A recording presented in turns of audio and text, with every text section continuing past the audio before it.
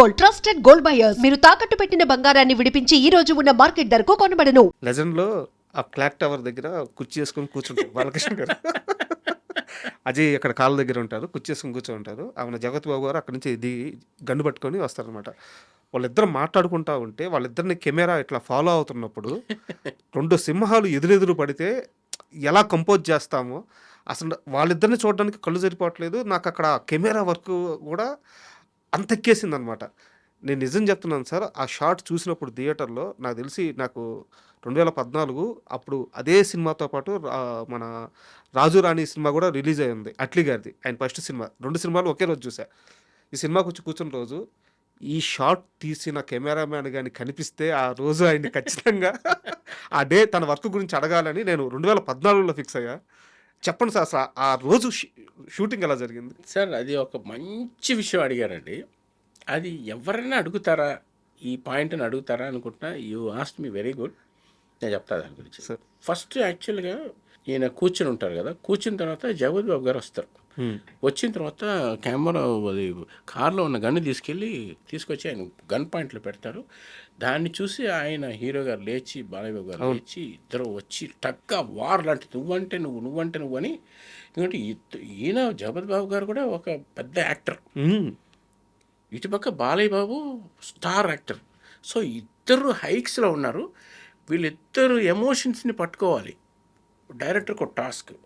Scenes ఉన్నాయి, టఫ్గా work జరుగుతుంది, జనాలు.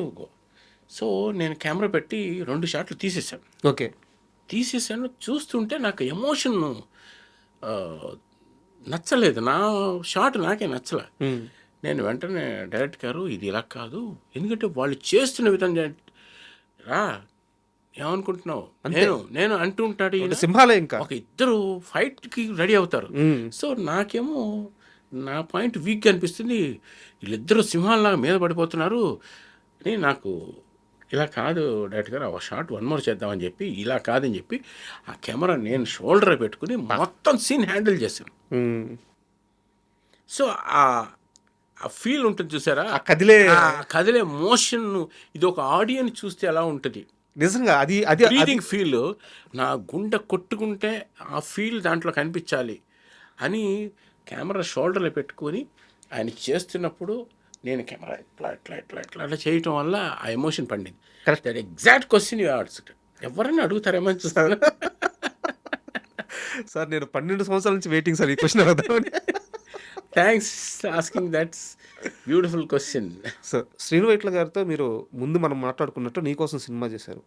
అంత జర్నీ తర్వాత దూకుడు సినిమాలో ఓన్లీ ఇంటర్వెల్ షాట్ ఒక్కటే మీరు ఎందుకు తీయాల్సి వచ్చింది? ఎవరి కోసం తీశారు? ఎందుకు ఒప్పుకున్నారు? దూకుడు సినిమాకి ఇంటర్వల్ బ్లాక్ నన్ను చేయమన్నారు. యాక్చువల్గా కెమెరామెన్కి ఆయనకి ఏదో చిన్న ఇష్యూ వచ్చినట్టుంది. అది నాకు పూర్తిగా తెలియదు.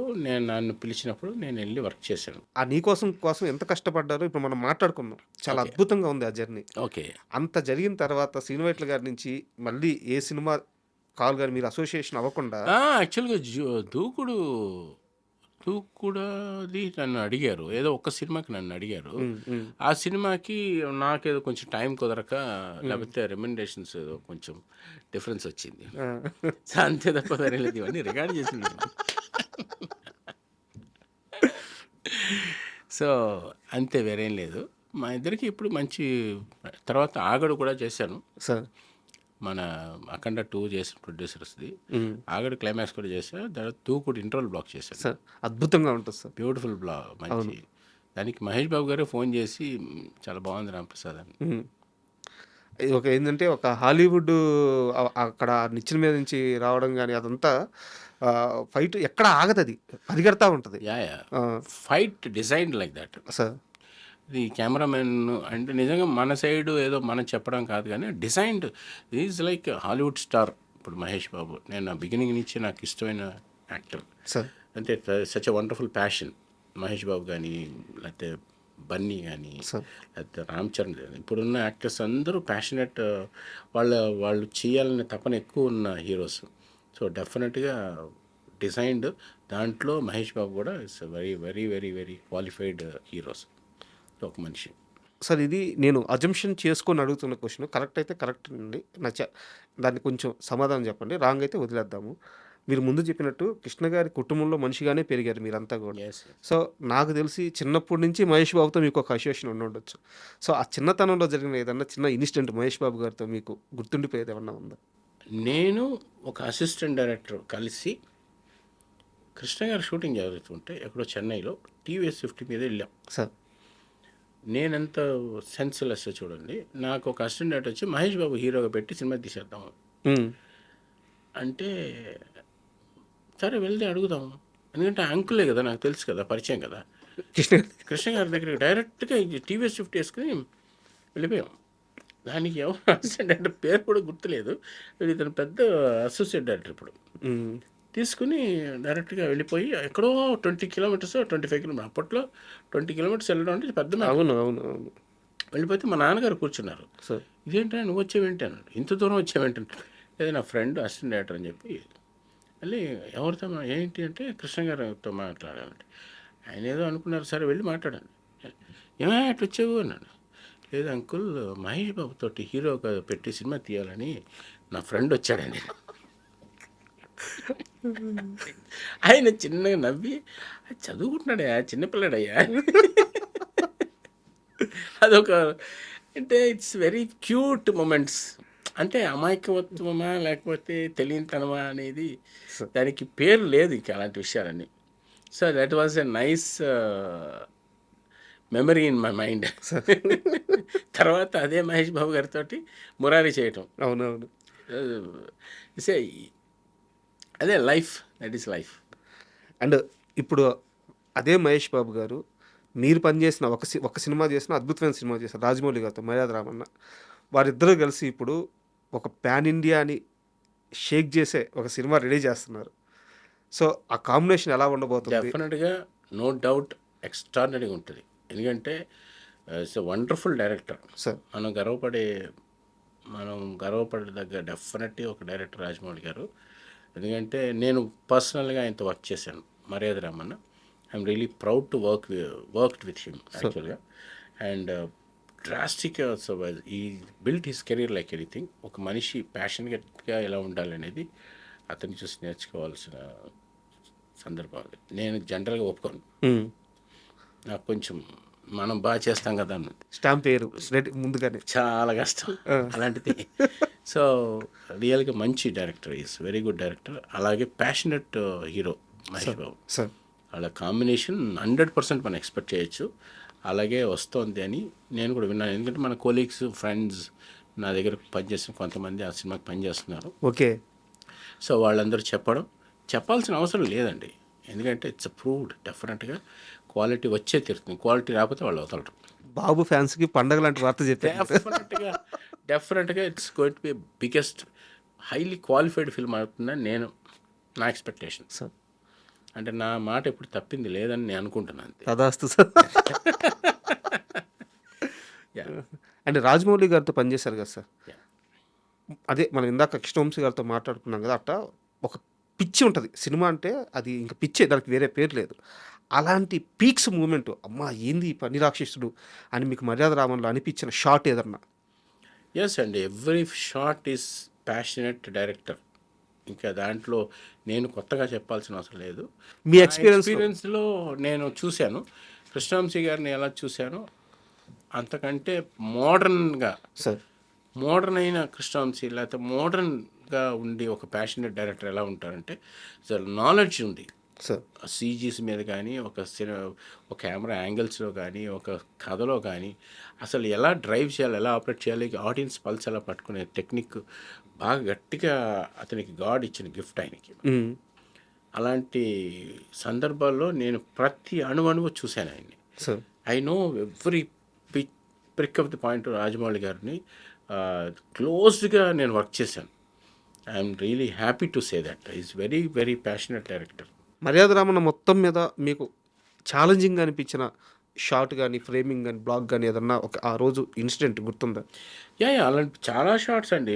ఫర్ ఎగ్జాంపుల్ చెప్పాలంటే ఒక ఫస్ట్ టైం హీరో గుమ్మం దాటి బయటకు వచ్చే షాట్ ఒకటి ఉంది. సార్ మార్నింగ్ 7:00కి షాట్ పెట్టాం. It's very simple neat shot. అందుట్లో నా ఫ్రేమింగ్ అంటే రాజమౌళి గారికి బాగా ఇష్టం. కంపోజ్ చేస్తే short composition very important. Cinematography is nothing but compositions. ఒక ఫ్రేమ్ కంపోజ్ చేయడంలోనే ఉంటుంది. సో ఆ కంపోజిషన్ ఆయనకి ఇష్టం. నేను కెమెరా లో యాంగిల్లో పెట్టేశాం. సింపుల్ షాట్ రావటం. ఆ షాట్ సునీల్ అంటే ఆయన అనుకున్న పాయింట్కి రీచ్ అవ్వలేదని మ్యాక్సిమం సెట్ అంతా తీసి మళ్ళీ క్రేన్ తీసుకొచ్చి మళ్ళీ ఏదో పెట్టి లాస్ట్కి అదంతా దాటేంత వరకు ఆయన ఒప్పుకోలేదు. ఎందుకంటే యాస్ మైండ్లో ఇలా రావాలి, ఇది వస్తేనే కరెక్ట్గా ఉంటుందని క్లియర్ ఐడియా ఉన్న డైరెక్టర్. అలాంటి సందర్భం సో మెనీ యాక్షన్స్ అన్ని ఆయన బేసిక్గా ఒక అప్రిషియేట్ చేయాల్సిన విషయం ఏంటంటే he practically do the shot. అందరూ ఏమనుకుంటారంటే యాక్టింగ్ ఇంట్రెస్ట్ యాక్టర్ చేయగలుగుతాడా లేదా మనం చేసి చూస్తే దాంట్లో కష్టం ఏంటో మనకి తెలుసు అనేది.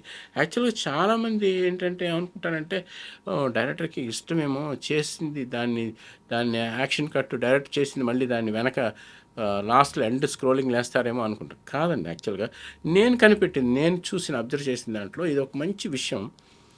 ఆయన అడిగితే దీంట్లో ఏం కష్టం ఉంది, ఒక యాక్షన్ చేస్తే ఎంత కష్టం ఉంది, ఇలా చేస్తే కరెక్ట్గా వస్తుందా రాదా అని ప్రాక్టికల్ వాళ్ళు అనుభవించి దాన్ని ఇలా చెయ్యండి అని చెప్పగలిగే సమ్ మ్యాజిక్ ఇది పట్టుకోవాలని అనుకుంటున్నాను నేను.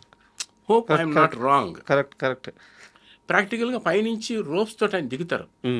ఆయన ఇది కాదు యాక్చువల్గా ఏదో చెయ్యాలని ఇది కాదు, చేస్తే దాంట్లో కష్టం ఏంటో తెలుసుకొని ఒక కెమెరా యాంగిల్ మార్చాలా లేకపోతే అక్కడ రోప్ సిస్టమ్ మార్చాలా అని కమ్యూనికేట్ చేస్తారు. Director is nothing but communicating the total system. పైగా ఆర్టిస్టులు కూడా సేఫ్ కదా సార్. ఆర్టిస్ట్ సేఫా కాదా ముందు ఆయన చూస్తాడు. ఆయన చూసిన తర్వాత ఒక సైకిల్ అంటే నిజంగా సైకిల్ తొక్కి చూసి ఓహో కష్టం ఉంది, ఓహో ఇది మనం చేయలేము, దీనికి ఇంత స్లోగా రమ్మందాం అంతే తప్ప మనం రా అనగానే రాలేరు. సో ప్రాక్టికల్ ప్రాబ్లమ్స్ ఎంత ఉన్నాయి తనుగా చూసి తను దాన్ని మేబీ దాన్ని ఏమంటారు దాన్ని ప్రాక్టికల్గా ఫీల్ అయిన తర్వాత ఆ షార్ట్ కంపోజ్ చేస్తారు. దట్ ఈస్ ద టెక్నిక్ అని నా ఉద్దేశం అంతే. And for more videos, Please subscribe to iDream. Please subscribe to iDream. Please subscribe iDream. And please subscribe to iDream. For more videos, subscribe to iDream. please like, share and subscribe to the channel. Congratulations, iDream. Subscribe to iDream. Subscribe to iDream. So subscribe to iDream Media. iDream ki iDream team andarki huge congratulations. Please subscribe iDream Media. Please subscribe to iDream. Subscribe iDream. Please subscribe to iDream. iDream అంటే నా కళల ఛానల్ను subscribe చేసుకున్న నోరు తిరుగుతలేదు, మీరైతే గంట గుర్తు కొట్టండి. For more such videos, please subscribe to iDream.